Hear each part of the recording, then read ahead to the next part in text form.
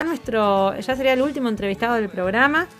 Él es Cristian Taborda, es analista político, escribe para Sputnik News, es columnista en Contrainfo y Geopolítica.ru y es escritor en diversos medios, escritor y analista político.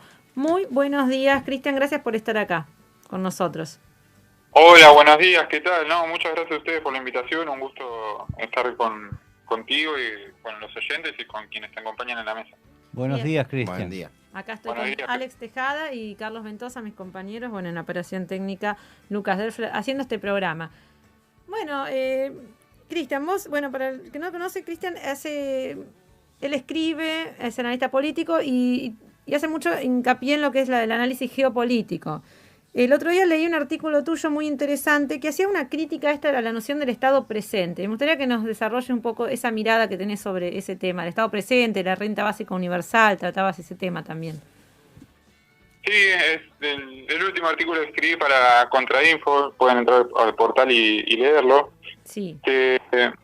La idea es un poco desentrañar esta narrativa que se ha construido durante los últimos años, ¿no? Lo que llamo sonceras posmodernas, que están vinculadas a la ideología, al discurso dominante que se impone hoy en día, con la cuestión de un Estado más que presente, omnipresente, ¿no? Una de las sonceras posmodernas, al igual que la idea del igualitarismo. Con esto me refiero a algo que se ha construido, como decía, durante los últimos años, de que el Estado tiene que intervenir en prácticamente todas las áreas de la vida, incluso la esfera privada, como puede ser la familia, ¿no es cierto? Claro. Una cuestión es que se utilice al Estado como herramienta de gestión en ciertas áreas que hacen a la defensa del interés nacional y que pueden ser consideradas estratégicas, y otra es ya directamente la penetración del Estado en índoles donde no le son competencias, como recién decía, la familia, ¿no es cierto? Eso por un lado. Y después, esto que escuchamos últimamente de que hay supuestamente hay un Estado presente que está para paliar las desigualdades y que tiene que brindar igualdad de oportunidades. También otra de las sonceras que se ha establecido durante los últimos años, ¿no? Igualdad de oportunidades, fíjense la importancia de este concepto, que es un concepto liberal, en donde lo que hay que crear son justamente oportunidades sin importar las condiciones, es decir, el punto de partida de donde sale la persona, y que no se enfocan en elevar las condiciones de vida del individuo, la persona humana, ni tampoco de la sociedad, sino en generar estas oportunidades en donde se salga a la competencia en el mercado. Es decir, no se busca la justicia social o una vida justa, sino vivir a cualquier precio, ¿no? Y ahí entramos en la lógica del igualitarismo, que proviene justamente de las ideologías liberales, sean de derecha o de izquierda, que son contrarias al pensamiento clásico, y voy a ser claro, ¿no? En Argentina, contrarias a la doctrina justicialista, que justamente el concepto ordenador es la justicia y el trabajo.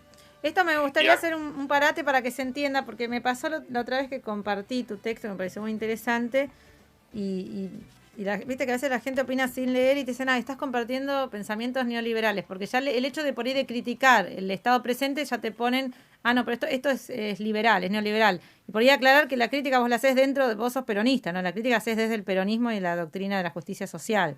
Sé que es importante recalcarlo porque si no da para confusión, sí. ¿no? Sí. Por eso hablaba del discurso dominante, porque es el discurso dominante progresista el que hoy impera. Sí, claramente yo soy peronista, estoy formado dentro de la doctrina justicialista, y va relacionado también, el artículo está expuesto, ¿no? Justamente Perón en su exposición sobre la comunidad organizada, la mitad de la exposición, y que después plasmada en el libro conocido, ¿no es cierto?, la comunidad organizada, es justamente una crítica a la deificación del Estado. Es más, habla en un apartado de la terrible anulación del hombre por el Estado. Le va a hacer una crítica al pensamiento hegeliano y marxista, en donde se pone al Estado como centro del universo y no al hombre. Justamente el Estado totalitario que promueve de alguna medida Hegel, que es la crítica que hace Perón, y después el materialismo con el marxismo, va a terminar anulando a la persona humana, poniéndola en servicio del Estado, que explota al ser humano y termina con cualquier rastro de dignidad. Es decir, es imposible que el hombre se realice dentro de una comunidad si está al servicio del Estado. Y bueno, justamente hoy en día está imperante esta idea, ¿no?, de que el Estado se tiene que hacer cargo de absolutamente todos los roles de la vida, cuando no es así. La persona, el hombre y la mujer deben realizarse en la comunidad. Por eso se diferencia del peronismo del fascismo. El fascismo ponía como sujeto político al Estado, no el peronismo. El peronismo hace énfasis justamente en los trabajadores que se realizan en una comunidad nacional que es su patria. El otro día en una discusión con un marxista y un liberal, justamente coincidían en su reniego del concepto de patria, en el reniego de la cuestión de la soberanía, y ambos buscaban la destrucción del Estado. La diferencia estaba en que los marxistas, la izquierda, al no poder destruir el Estado para pasar a una sociedad sin clases, terminan instalando la dictadura del proletariado permanente, como vemos en distintos lugares del mundo que todavía persiste el socialismo, y los libertarios, al no poder destruir el Estado, terminan minimizándolo, sí que cumpla sus funciones básicas, ¿no es cierto?, que son, como la concebimos nosotros, la educación, la salud, la seguridad. Ahora te voy a dar un ejemplo para que el oyente entienda, ¿no?, la diferencia. Vamos a poner un ejemplo. Nosotros este programa estamos hablando de la cuestión del trabajo, bueno, que es el Día de San Cayetano, estamos hablando de la cuestión, ¿no?, laboral, del trabajo, y poníamos, por ejemplo, el tema del desempleo juvenil, y esto, bueno, que salió a decir el presidente de Toyota, que no había preparación, que no había... Y te decimos, pero el gobierno está haciendo algo porque implementa este plan de... ¿cómo es que se llama? Se me fue el nombre ahora. No, Te Sumo, el plan para incorporar a jóvenes en el mercado de trabajo, ¿no?, que el Estado se haría cargo de los primeros... Desde tu punto de vista, desde lo que vos estás elaborando, ¿no?, esta idea que estás elaborando, ¿eso estaría mal porque el Estado haga una medida para incluir a los jóvenes en el empleo? ¿Sería una mala medida esta, por ejemplo? No está mal. El problema es que no se ataca valga la redundancia, los problemas de fondo. Son medidas paliativas. Son paliativas. Lo mismo que está sucediendo con este día mencionado recién Cayetano. Hoy está la marcha de movimientos sociales que reclaman como consigna principal una renta básica universal. Y acá está relacionado con el tema del Estado presente, que es la ideología que hoy domina. Justamente en total sintonía con lo que plantean estos foros internacionales, como es el Foro de Davos, donde se reúne el establishment financiero. Justamente Klaus Schwab, el promotor y fundador del Foro de Davos, es una de las voces que promueve la renta básica universal.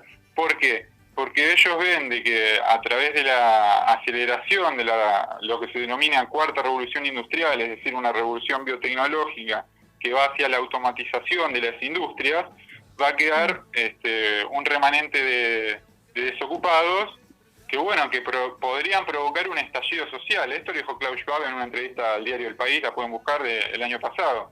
Entonces, tratemos de contener a la gente y démosle a través del Estado una limosna, lo que sería una sociedad de beneficencia, que va a ser estas rentas básicas universales, que atenta directamente, insisto, contra lo que es la doctrina del peronismo, que como eje ordenador tienen trabajo, no dádivas del Estado. Yo al principio me pasó que yo dije, cuando empezó la pandemia y se empezó a hablar de la renta básica universal, en un principio dije, bueno, sí, qué bueno, y después empecé a analizar y digo, esto no es para nada positivo. Una pregunta, Cristian. Buenos días, Carlos Ventosa de Otras Voces. Carlos, ¿no tendría que estar el Estado en una capacitación conjuntamente con los empresarios para insertar a nuestros jóvenes rápidamente al mercado laboral? Y eso, al insertarse más mano de obra, existirían mayores productos en oferta para el pueblo, ¿no? o sea, una conjunción entre Estado y empresarios, porque las tecnologías hoy en día van avanzando en forma vertiginosa y las capacitaciones no van de ese modo. No, claramente es un momento de... A ver, esto no... Más allá después de la opinión que pueda tener cada uno, la visión, la mirada que tenga sobre lo que está aconteciendo sobre la pandemia, es un momento de crisis como pocas veces visto en la historia, similar a lo que fue la crisis del 30 o luego de la Segunda Guerra Mundial. Hay un reordenamiento geopolítico, Sí.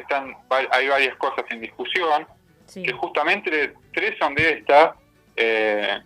La idea de un nuevo contrato social, que lo hemos escuchado acá y en diversas partes del mundo, la implementación de un Estado social de derecho, como lo denominan, que está intrínsecamente ligado a la idea de una renta básica universal, que es la segunda cuestión, y también vinculado a la idea de una nueva normalidad, ¿no? Son, digamos, los tres ejes que hacen al nuevo reordenamiento geopolítico que estamos viendo.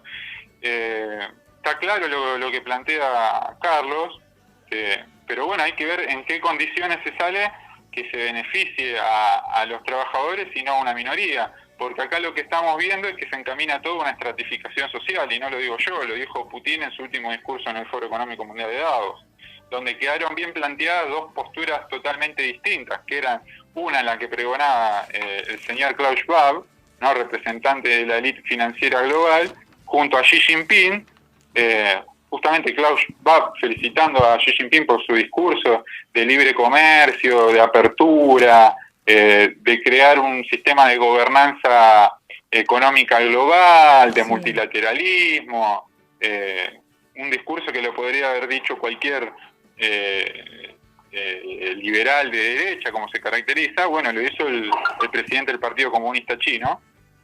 Sí. Y en la contracara, Putin haciendo una reivindicación de la soberanía de los pueblos, del cuidado de la familia, de la reivindicación de los valores y de las costumbres, y como problema de este proceso de gobernanza global, ¿no?, de los problemas de la globalización, justamente decía que se está desencadenando una estratificación social, y en el artículo yo lo planteaba claramente, en donde estamos yendo de alguna forma a un neofeudalismo financiero, donde se produce estos estamentos, en donde en el primer estamento está la aristocracia financiera, como bien podría decir Marx, Sí. los señores del dinero, los que se reúnen en el Foro Económico Mundial de Davos.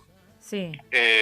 Tenemos el segundo estamento, que está compuesto por los intelectuales, los periodistas, quienes son los que llevan adelante el discurso dominante y el pensamiento único, llevan la palabra, difunden la ideología del poder, y en el último estamento está la clase trabajadora, que es una clase trabajadora que hoy en día es precarizada y en la que está incursando la clase media. Yo en particular no distingo entre clase media y clase trabajadora.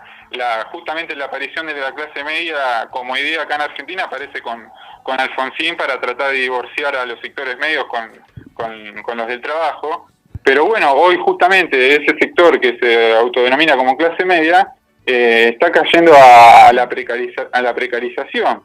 No, es que cada vez hay un tema que esto lo hablamos siempre, ¿no?, recurrentemente en el programa, que hay un tema que por generaciones estamos viendo que en un punto estamos como teniendo menos derecho que nuestras generaciones anteriores, en vez de ser al revés. Por ejemplo, mi abuelo entró a trabajar, mi abuelo entró a los 16 años en una fábrica y se jubiló en esa fábrica y se compró su casa en la costa y progresó y se compró su auto. Bueno, por ahí mis padres, bueno, un poco menos, y nosotros ya ni siquiera podemos soñar en tener una casa propia.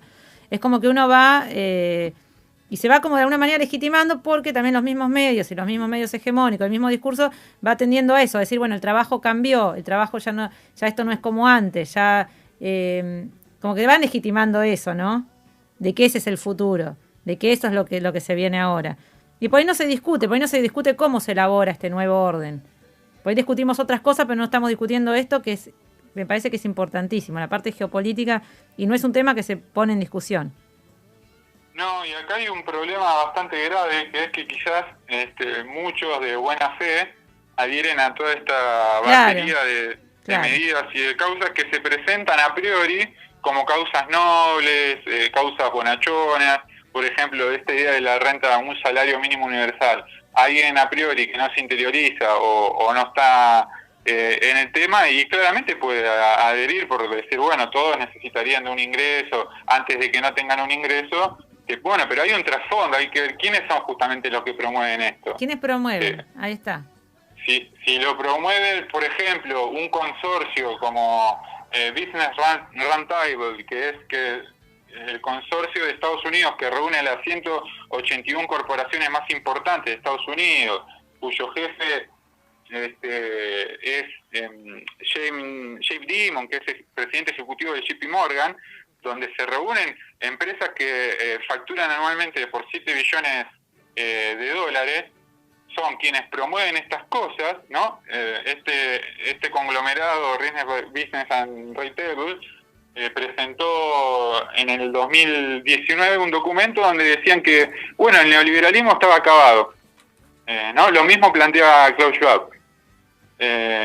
Como modelo, como sistema dentro del capitalismo, se agotó, la pandemia, digamos, que lo hizo evidente, y hoy hay un giro, no es ya más de alguna forma el capitalismo, y entre comillas, ¿no? De derecha, neoliberal y privatista que se presenta, sino que hay un giro, justamente, hay un reformismo, hay un cambio estructural, no está en tela de juicio el sistema capitalista, en donde se da un giro a un capitalismo de izquierda, progresista y estatista, pero estatista en el sentido de medida de gerenciamiento, es decir, un Estado que depende de un poder privado, es decir, al servicio de la finanza, que cumple las funciones de policía y de administración de la miseria en cierta medida. Mira, nosotros en un programa hemos pasado un discurso de Nick Hanauer, que es un multimillonario, de un plutócrata de Estados Unidos, donde en una charla TED lo dice muy claramente. Esto fue más o menos 2014, 2013, 2014, creo que fue hace unos cuantos años, donde él dice, en el futuro yo veo que van a venir por nosotros. Ellos mismos, desde los millonarios patrióticos, piden que los graben con más impuestos, porque ven que la situación social va a ser insostenible. Y de hecho lo vimos en Chile, por ejemplo, la protesta que fue, para poner un ejemplo, Chile, Colombia, ¿no? Chile en 2019, que fue un desastre, ¿no? Porque la gente despertó y se empezó a dar cuenta de la desigualdad que implicaban estos sistemas. Y ellos lo ven venir, se adelantan y dicen, no, a ver, vamos a pagar más impuestos porque van a venir, dice, en un momento él dice, van a venir por nosotros, veo orcas en el futuro, van a venir por nosotros. ¿Cómo se adelantaron? Y esto con la pandemia, lo que hizo, porque nosotros siempre somos claros, ¿no? La pandemia sí, no fue para todos igual. La mayoría nos empobrecimos, pero una minoría, se enriqueció mucho. Solamente en Latinoamérica, las 107 familias más ricas de Latinoamérica, su patrimonio creció un 69%. O sea que para algunos fue muy rentable la pandemia. Entonces tienen que de alguna manera contener lo que se puede llegar a venir. Pues ¿cuánto se puede hambriar a la gente? ¿Cuánto se puede aguantar la desigualdad? Entonces yo también creo que lo que es renta universal y todo eso es como para frenar un poco el descontento que podría ser dejar a la gente sin nada, ¿no? Y más con esto que están legitimando, que el trabajo, no va a haber trabajo. Y esto me parece que hay que decirlo porque si no, estos temas no se discuten.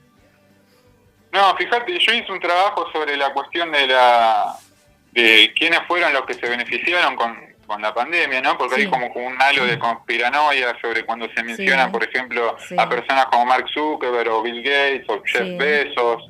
Jeff Bezos, que acá nosotros tenemos un Jeff Bezos argentino que es Galperín con Mercado Libre. Claro.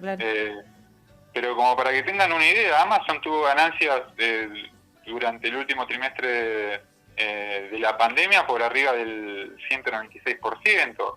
Durante 2020 tuvo ganancias por arriba del 69%. Monopoliza el 50% del mercado del comercio electrónico. Facebook tuvo ganancias por arriba del 58% en 2020.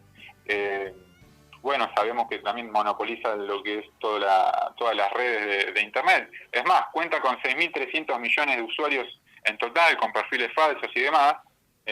y en el mundo contamos con 7.500 millones de personas, es decir, casi la totalidad del mundo tendría una cuenta en Facebook, donde se pasan red social como Facebook, donde hay un promedio estimado según estudios de Digital Inventor de We Are Social, donde por promedio dicen que una persona pasa 6 horas 42 minutos en la red. Es decir, se ha generado una matrix, ¿no? Sí, una realidad virtual en donde las personas depositamos el tiempo ahí, esto acelerado con la pandemia, como decíamos, ¿no? Que a través de las clases virtuales, el comercio virtual, en donde se destruyó pequeños y medianos comercios en favor del comercio virtual. Esto en Estados Unidos es implacable con lo de Amazon. Acá lo vemos con Mercado Libre. Mercado Libre, claro.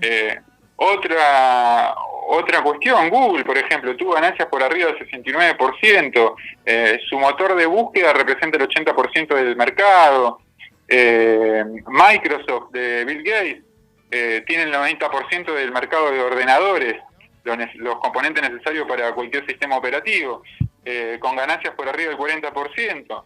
O sea, tenemos que este poder privado, estas empresas privadas, tuvieron ganancias extraordinarias, al tiempo que la economía de la principal potencia del mundo, como es Estados Unidos, cayó un 3,5%. Recordemos que en el segundo trimestre del año pasado, mientras estaba Donald Trump, cayó 32% Estados Unidos, al tiempo que estas compañías, estas corporaciones, incrementaban a ganancias nunca vistas en la historia. Y fijémonos la diferencia y la desigualdad que se genera, que según datos de la Organización Internacional de Trabajos, 245 millones de personas perdieron su trabajo. Según el Banco Mundial, 150 millones de personas cayeron en la extrema pobreza, y 8 de cada 10 nuevos pobres son de países con ingresos medios, es decir, no países como se llaman en vías de desarrollo. Los datos son más que claros que hay alguien que se benefició con esto. Claro, los datos están los datos, no es nada que uno esté inventando realmente. Claro, ahora el problema está justamente en, de alguna manera, cómo se compensa esta pérdida que han tenido los sectores del trabajo, en donde en gran medida se está yendo a una desindustrialización, favoreciendo al sector financiero, y como agravante se agrega la automatización, donde te va quedando gente afuera. Que bueno, es tarea nuestra y para las generaciones que vienen, y no tan a futuro, ¿no?, sino inmediatas, encontrar una solución a esta que no sea justamente medidas paliativas como es una renta básica universal, que es una dádiva generalizada que se va a volver permanente y que de alguna manera a uno le da sospecha cuando el Estado empieza a tener tanto control sobre la población, acumulando datos como nunca en la historia, a través de medidas de bioseguridad y de control social, como la exigencia de pasaportes para ir de una ciudad a otra, algo como sucede en China, como sucedía en la Unión Soviética o en diferentes regímenes totalitarios, donde la persona empieza, digamos, a tener un control directo por el Estado. Por ejemplo, en China hay un sistema de control social a través de créditos. Depende del comportamiento que tenga la persona, puede obtener beneficios, por ejemplo, como poder ir a realizar viajes al exterior o no poder trasladarse de una ciudad a otra. Puede servir eso para China, ¿no es cierto? Yo creo que nosotros tenemos otra cultura, nos formamos justamente en una comunidad libre donde los trabajadores, las familias se desenvuelven en el marco de esa comunidad sin la necesaria injerencia omnipotente del Estado. Cristian, tengo una pregunta para cerrar, ¿no? Para yendo a la política nacional. ¿Vos crees que alguna opción de las electorales que tenemos ahora representaría algo distinto a esto? ¿O está todos los partidos políticos estarían alienados a este nuevo orden o a esta nueva, digamos? No, hay expresiones que presentan algún disenso al pensamiento único y a estas políticas globalistas o mundialistas, como se prefieren llamar. Claramente que el Frente de Todos y Juntos por el Cambio comparten esta visión, ¿no es cierto? Es más, el Frente de Todos lleva como candidata principal para la provincia de Buenos Aires a quien está a cargo del Consejo Nacional de Coordinación de Políticas Sociales, que a través del decreto 499/17 que promovió Mauricio Macri establece que ese organismo sea el que se encargue de adaptar e implementar en la administración pública y el territorio nacional lo que se llama Agenda 2030, que está totalmente ligada al programa económico de Davos, es decir, el programa político de organismos supranacionales que son contrarias a la soberanía nacional y que están vinculadas básicamente a la destrucción de la soberanía y de la industria, ¿no? Bajo todas estas políticas que se llaman de Agenda Verde, que justamente el día de ayer tuvimos la presencia de Jacob Sullivan, que es el titular del Consejo Nacional de Seguridad de Estados Unidos, que se reunió con Alberto Fernández y que tenía como objetivo promover y profundizar la agenda contra el cambio climático, ¿no? Interesante ver cómo Estados Unidos... claro, como por medio de eso se van metiendo, ¿no? Sí, la verdad que claro, sí. Bueno, Cristian... Claro. Y bueno, y no, pero sí, respondiendo básicamente a tu pregunta, sí, creo que hay algunas expresiones. En lo particular, creo que son básicamente dos las que están, de alguna manera se oponen, digamos, a todas estas medidas. Después, cada cual sacará o tendrá más simpatía con uno, con otro. Creo que Guillermo Moreno esto en gran parte lo ve. Sí. Después hay expresiones que hay que prestarle atención porque no es casual justamente, ¿no? La irrupción de los libertarios. Yo no comparto la ideología, pero justamente si estuviéramos bajo gobiernos neoliberales o que ese capitalismo neoliberal de derecha privatista, no sería, digamos, una expresión que tendría tanta trascendencia. Justamente al ser despojada esa visión surge como reacción. Después hay que ver en la práctica qué políticas proponen llevar adelante, pero hay que prestarle atención a eso, ¿no? Bien.